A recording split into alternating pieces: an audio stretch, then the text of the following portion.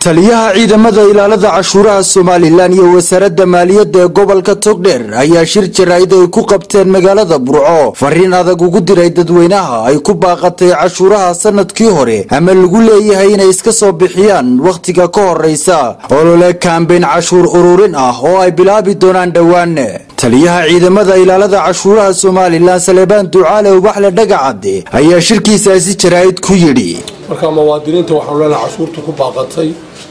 2017 iyo 16 iyo 15 ba way soo qof kasta oo muwaadina oo cashuur lagu leeyahay ka cashuurta lagu waajibto oo garanaya cashuurta soo bixiyaan waxaan dadweynaha u sheegayaa dhalinyarada waliba jaadka ka ganacsata ee aan maalmihii dhaweyd xuduudka yaacaysay ninka maanta iibiyo 10 baaga jaada ee aan laga qaadin sanis tagiskii faa'iidada ganacsiga oo lacag wuxuu macaashkii la weydiin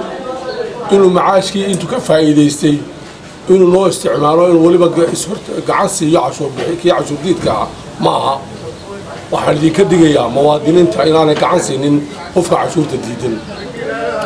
cashuur la kordhiyayna ma jirto qofka wax leeyahay cashuurta bixi isduwaha wasaaradda maaliyadda ee gobolka Togdheer Salebaan Maxamed Maxamuud iyo maamulaha cashuuraha bariga ayaa fariin adag u diray qaadlayaasha iyo cid kasta oo lagu leeyahay cashuuraha haddana waxaan leenahay waxaan galay sanadka cusubna dhexdeena xiriirayna sidaynu u gudano waajibaadkeena qaranka insha Allah bismillaah kariim shacbiga cashuur bixiyaasha ee qadima cashuurta waxaan leenahay wad maatantiin kuwa cashuurta la warwareega waxaan leenahay saaxiibayaal waxaan bilaabi doonaa maalmaha fooda inagu soo haya insha Allah bismillaah kariim campaign-ka cashuuraha ayaan bilaabi doonaa inta la gaari campaign-ka iska bixiya ninkii ay ku gaadho cashuurta campaign-ka waxaad ogaataa inuu ganax ku kordhi doono ganax ayaa ku kordhi doono marka intaan ganax ku fuulin fadlakum iska bixi cashuurta ku baaqatay gaadiidka haday tahay ganacsi haday tahay kala iibsi haday tahay everything mid kasta ha ahaato iyo shaqaalaha ha ahaato mid kasta ha ahaato qof kasta oo cashuur lagu leeyahay waxaan ka codsanaynaa inuu iska bixiyo cashuurta waxaan yar xusayaa toddobaadkii hadda ayna soo dhaafay shaqadii aan u tagnay xadka ee ku saabsanayd qaadka kontrabanka ganacsatada qaadka ka ganacsatada waxaan leenahay saaxiibayaal iska bixiya cashuurta dawladda awood bay u leedahay dawladdu xadkeeda inay xidhato awood bay u leedahay adigana xaq waxa lagu leeyahay dalka aad ka ganacsanayso inaad cashuurtiisa iska bixiso labada dal ee Soomaaliland iyo Itoobiya waxay ku heshiiyeen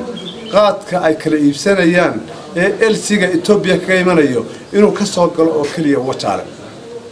meel kale oo labada dal ku heshiiyeen in uu ka soo galo qaad ba jiro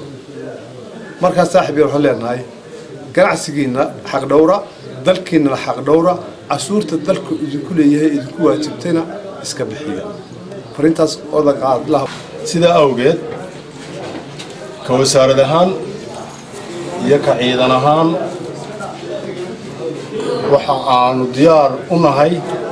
inaanu gaarsiino halka loogu talagalay dakhligaas inuu gaaro fariinna halkan waxaan ugu gudbinayaa dadweynaha gaar ahaan gobolka Togdheer fariintaasi waxa weeyaan cashuurtu waa halbowlaha qaranka Soomaaliland Absa Faarax Abdullaahi TV-ga qaranka Soomaaliland Burco.